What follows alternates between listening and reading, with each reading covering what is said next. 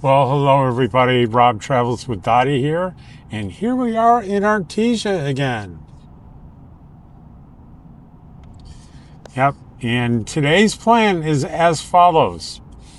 I am assuming that I'm going to find that the craft show and displays are going on still today, and the plan is to take this camera out of the truck and do a tour through that. Then someone suggested that along with my hamburger and now sandwich and anything else, sort of fast food or convenient food, that I tried the Schlotzsky's original sandwich. So I'm going to do that. And then we're going to go through there to my favorite coffee shop where I'm going to talk a little bit in the coffee shop on here. And then I'm going to do a complete edit and upload and everything in the coffee shop. So that is going to be today's video on Sunday, the 9th of November, 2025. So I'm going to leave it on here as we are about to turn on Main Street and going through beautiful downtown Artesia.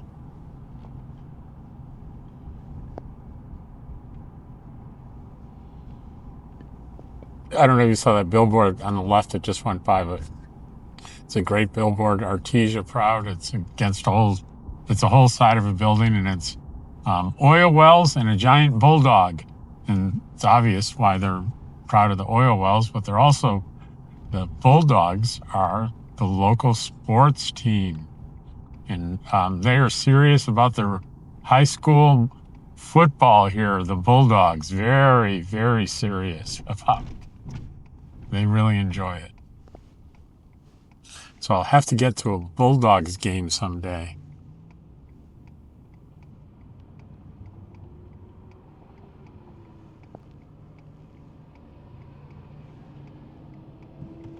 I think we can slip between these two big 18-wheelers pretty safely. And here we have downtown. Not all that active on a Sunday, for obvious reasons. But the arts and crafts and such will be up here on the left. It was quite active yesterday, and I was going to do it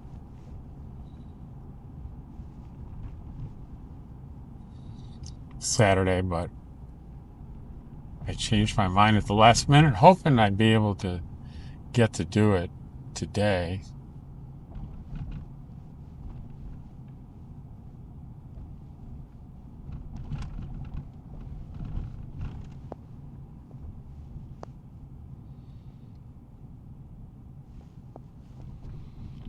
Uh-oh, I think it was there before. Yeah, I screwed up. It's not happening on Sundays. Oh well. I'm kind of bummed about that.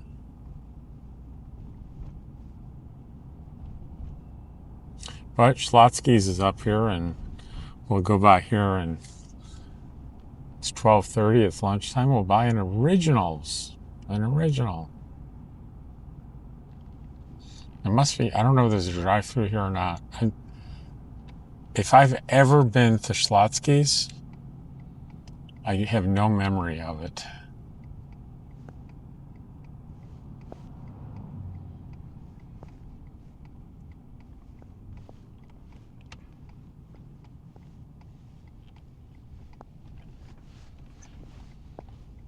There is a drive-through. Okay.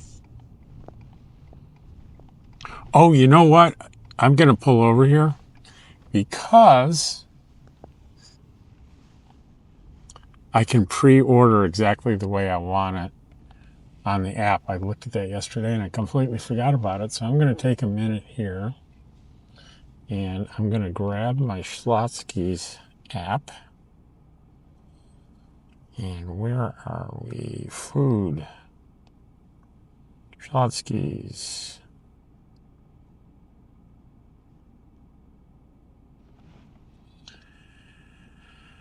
Okay.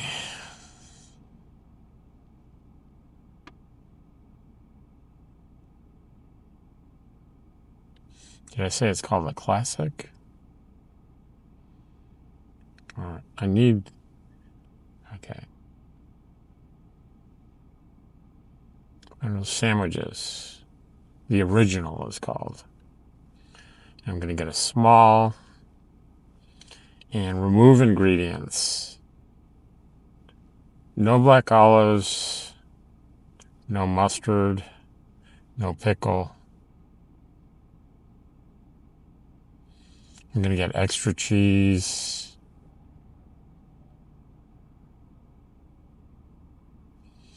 And add to cart.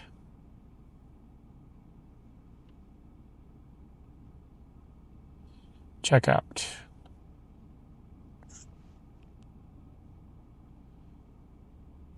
I get it through the drive-through.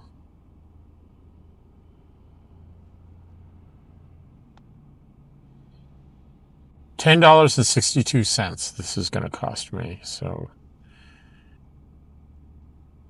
select payment. Apple Pay.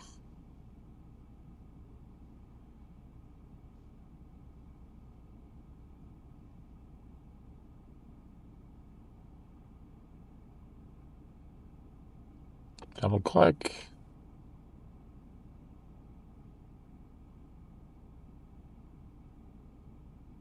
It's thinking.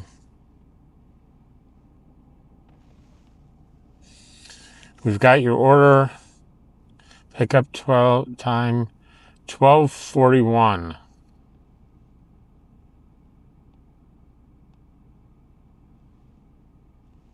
So it's 12:34. So I have a few minutes to sit here, and I'll turn it back on when I get my sandwich. How's that sound? Okay, folks, here it is, and it's pretty big and hefty.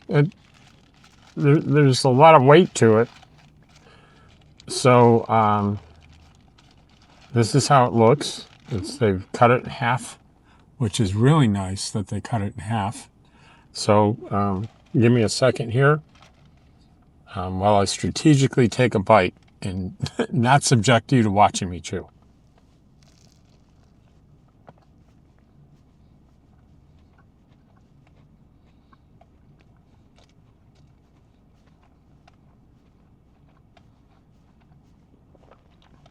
It's good, and it's unlike anything I've ever really had in terms of a sandwich. There are a lot of flavors coming at you at once from the bread, the meat, the cheese. It's really good.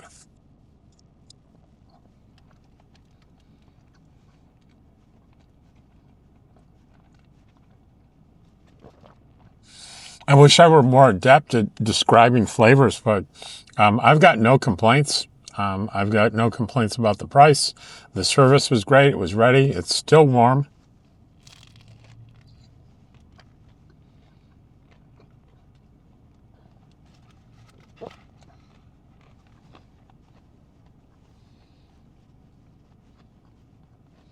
Very good. So now I'm parked across the street from the coffee shop. I'll go in there and I'll figure out what to talk about in this video.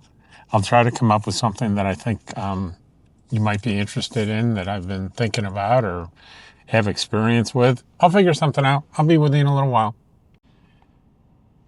As is typical in nomad life, when you're not all that familiar with where you are. So I came to my coffee shop, sat out here, worked on a few things. I'm trying to fix a problem on my radio head. And the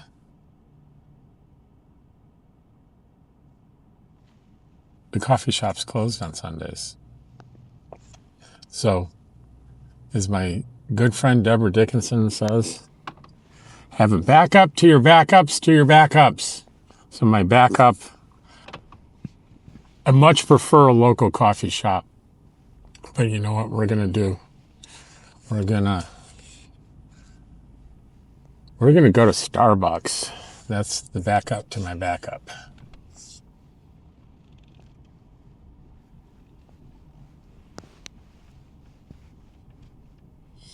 And I don't think I'm going to show you where I'm going here.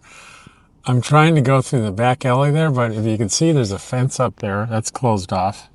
So I'm going to turn around here and go back once the way I came. And I'm going to work my way over to Starbucks.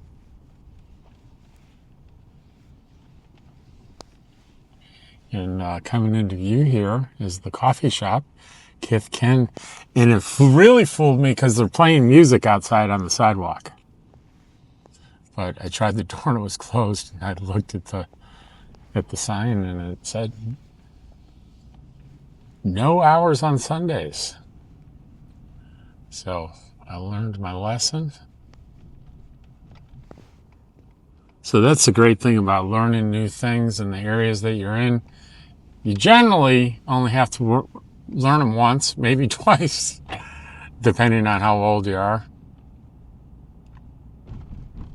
But I think on this trip we've already seen, did we see Starbucks once? I think we did. It's down here on the left, I know that. It's near my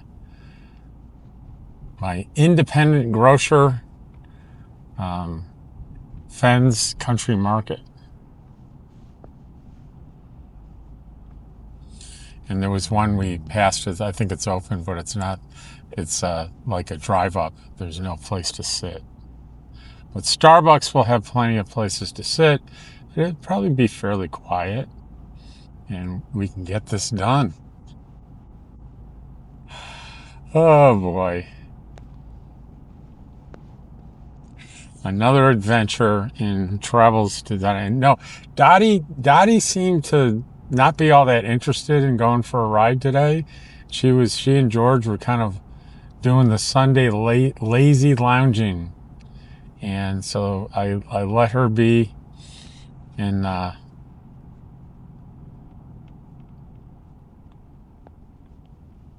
even forgot something and went back in and she was still laying on the couch. If she's at all interested in the fact that I'm leaving, if I come back to get something, she'll be on her feet. Not today. She was on the couch getting her snoozes on. So was George.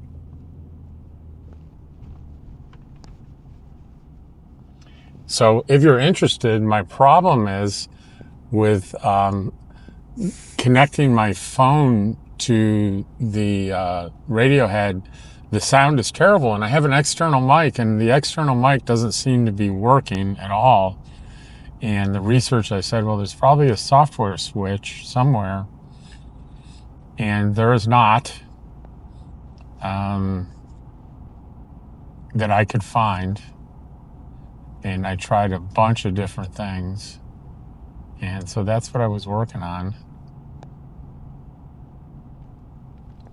I know that if I call for support, they're going to ask me to show them the wiring. So I'll have to go in and take pictures of that and show where it's plugged in. And if that doesn't work, I think I can buy an external microphone. I see seating in there. It's small, but there's seating available, so we'll go in there and buy a coffee and have a seat. It's a small Starbucks, though, friends. All right. Well, as promised, I've arrived at Starbucks. Had my share of technical problems here. I thought I had an account here, and I didn't, so I went through all the gyrations to enter all my information to enter an account, and I kept getting a rejection saying, quote, something went wrong on our end. So I finally gave up, and then I connected to their internet here, which required similar gyrations, and I connected, and it's painfully slow. So now I'm connected to my backup. Deborah, you proud of me? My AT&T hotspot. So, and I'm probably not going to be hearing the music behind me because I'll be removing it for publication, but it's Christmas music, and it's definitely one of my favorite times of year. I like Christmas. You might have seen I already have Christmas decorations up in the casita. I'll be taking them with me to Quartzsite. It's an inflatable Rudolph that is lit inside and has a blinking red nose. I really like it quite a bit. So I guess today's topic is having backup plans and backups to your backups. That's something, Deborah Dickinson, or it's author Deborah Dickinson, or just Deborah Dickinson. You can find her channel. She is always drilled into me that concept in being a nomad, or even just being a part-time RVer. Expect the unexpected and have backups to your backups. When she's traveling and she's planning on spending a night somewhere, she'll say she'll have 3 options in order of preference. Option 1, option 2, backup, and then option 3, backup to the backup. So she doesn't find herself sort of in a situation where like, oh my gosh, I'm running out of daylight, what do I do? She knows exactly what she's going to do. And I think that's a really great idea. Today's examples are not that important. But I did have I wanted to do 2 things. I wanted to go to the sort of the arts and crafts fair, and I wanted to go to the coffee shop that I like, and neither one of them were there or open or available. So I had to do the fallback, and there's not much else that that's on my mind other than going to Quartzsite. At first I had scheduled Quartzsite for the first of the month. So at this point, if I had followed that, I would have been there for 10 days already. But I had decided that it really wasn't a good idea for me. I wanted to be in my home base a little bit longer, and I'm glad I did. And probably ideally the 15th maybe would have been ideal, because it's Sunday the 9th. I'm ready to go now, but I've got 20 more days. So maybe next year, the 15th. But there was a nice round number to the RV this year for the RV thing. I think it was a monthly rate. So December 1st, and I really don't want to leave until the end of February. So it worked out the way it worked out. But in following years, when I'm boondocking in the desert, the date doesn't matter, as long as it falls between September 15th and April 15th. It doesn't matter when I get there. There's no such thing as a reservation, just a permit.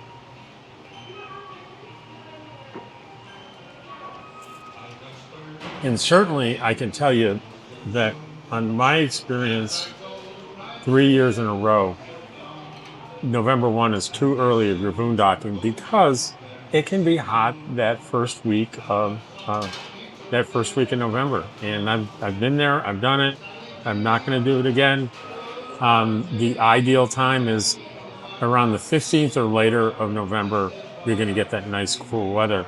And I was just looking. It's cooler than usual right now.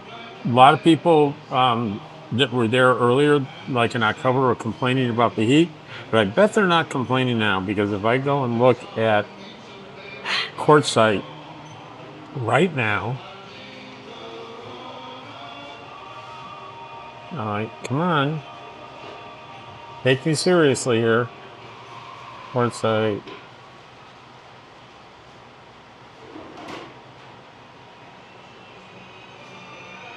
It's not making the switch for me. There it is. It's hot right now in Quartzsite. It's 87, and that can be pretty uncomfortable boondocking, especially if you don't have a generator and you can't kick on that AC. Because if it's 87 outside, it's going to be 97 or higher in your rig, even with the windows open. So, but if I look at the dailies, and I look at, I see, let me tell you about this week, each day, 89 today, 88, 87, 87, 85, and then boom, a front comes in, 69. And when is that? That's the 14th. So 69, 67, 70, 69, 66, all the way in the high 60s through the 23rd. So my theory absolutely works here. I didn't plan this, but if you were to arrive today, you'd be pretty uncomfortable. If you arrive on Friday, you're going to be pretty comfortable. Then there's a front that comes in. It's Thursday. The high is 85, and boom, it goes down from 85 to 69, and then 67, 70, 69, 66 2 days in a row, 67, 69, 70, and 69. Not much of a chance of rain, mostly sunny, partly cloudy days. So that's the smart boondockers are wait till the middle of November to go to Quartzsite. If it's convenient and you can afford it. But some people, they need to get down there because it's a way for many people to build their cash reserves up, is to be someplace that they know is either free or near free, and there's a lot to do that's free. So that's what a lot of people do. So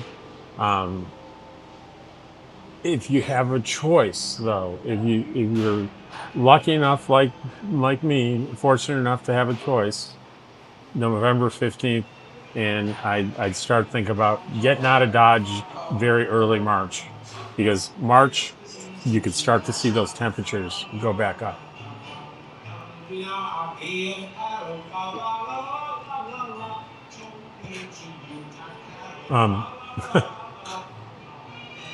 I've become so much more tolerant of sort of critical comments and kind of nasty comments, because I discovered that if I engaged with them in a friendly, playful way, it doesn't change them, but having interactive comments is a big plus to the algorithm in YouTube, where it says, hey, if you have a video that has not only lots of comments, but comments that have comments on top of them showing interaction, it's a very positive thing. So it's changed my attitude. I did discover there is one thing that you can say in a comment that is instantly going to get you banned from commenting. And I didn't realize this until I saw it. Is someone suggesting that I'm doing something to harm Dottie? Gone. Sorry, that's I discovered, for me, I'm not playing with that. That really upset me. Somebody made a comment about they were very passive aggressive about it, and what they took exception to was seeing Dottie left in the car with sunshine on her, despite the fact that I always say, hey, I'm leaving the car running and there's AC. I even show, like, if it's a hot day, max AC at max level is blowing on Dottie. And so they took exception to that, though, saying you should put up a sunshade, she shouldn't be out in the sun with that. That's nonsense, all right? So in cool weather, she prefers to lay in the shade. Many dogs do. And when I'm on my travel days, how am I going to keep the sun that comes in through the windshield from getting on her? And she likes it. She's healthy. She's fine. She's, she's got water. It's usually, if anything, too cold, because I tend to overcompensate, and I crank that AC up when I leave her. And I don't leave her for any more than, I would say the average is probably 10 or 15 minutes. And the longest I think I've ever left her in a car, like out to eat with people, is an hour. And during that hour, I may go out there and make sure everything's good during that hour. I take care of my dog. So if you're going to make a comment that suggests otherwise, Pretty much zero tolerance for that. It surprised me. It took me off guard that I had such a strong reaction. Say what you want about me, but don't be talking about Dottie. Don't. I guess that is saying something about me, suggesting um, uh,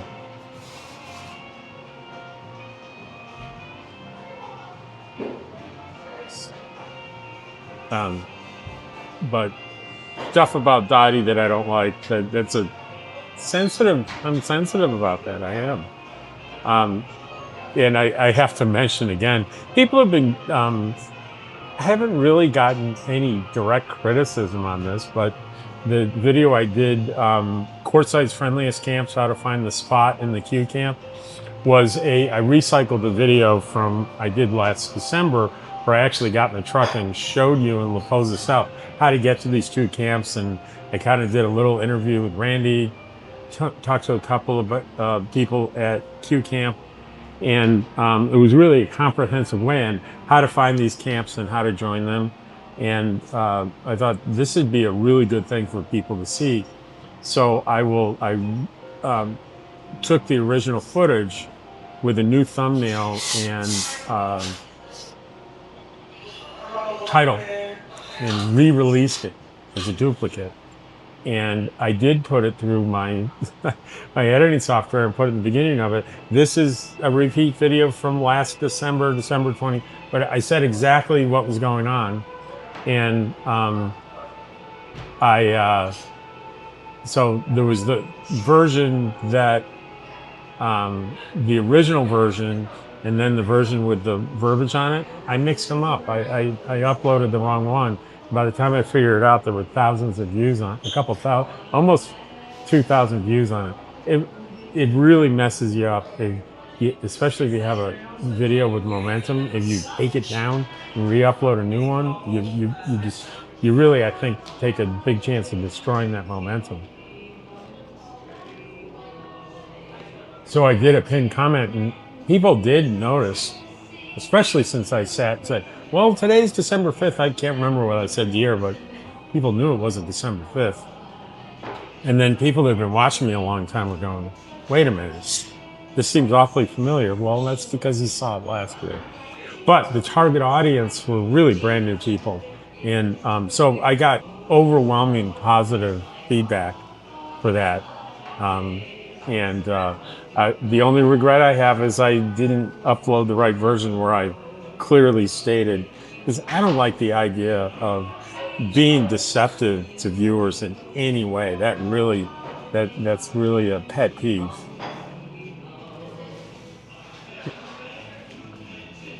And I think recycling old videos is not something that is unusual for YouTubers to do. I've done it before. Anyway, that is enough about that. And I think, see anything else. One change that I was kind of a little saddened by, on Main Street, there's a big yellow like water tank container where used to be Ken's Discount Groceries, and wonderful man who's had a stroke, so he was no longer running that business. So it was rebranded as AJ's last year, and they continued on with Ken's tradition, and I enjoyed it. Did a couple of videos on it, and then I heard that they're not reopening this year. So if that's wrong, when I say I heard, I saw like a Facebook post on it. So it's not like, Associated Press did a story that is verifiable.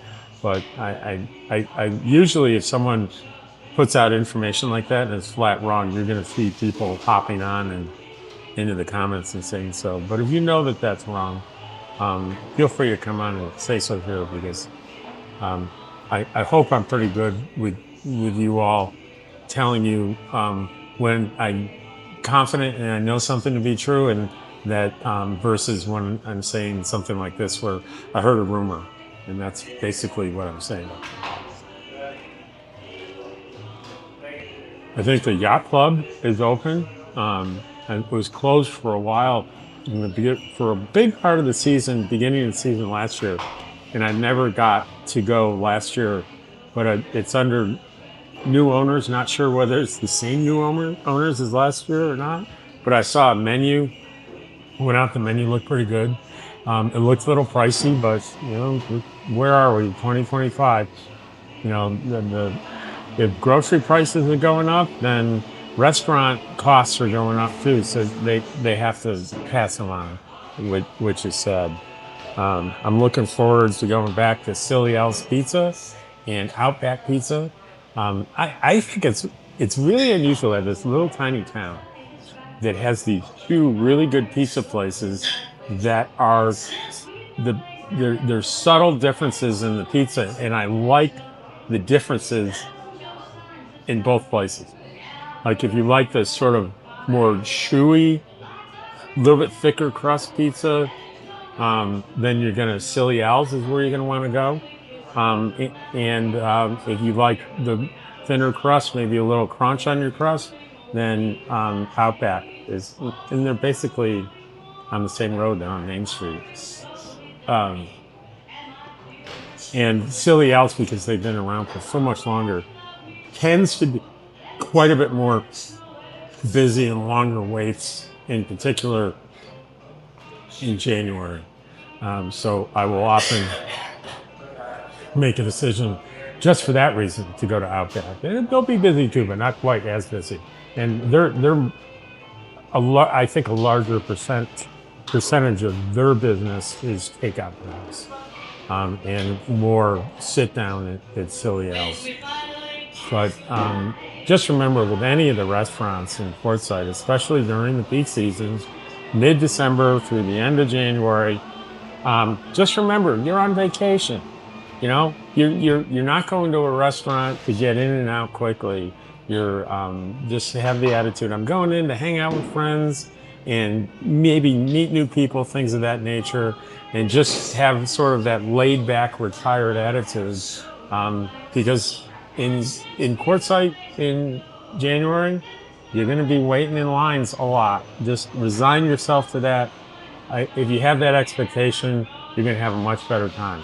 If you're in a hurry and you're impatient, maybe coming to Quartzsite in January isn't your cup of tea. That's okay too.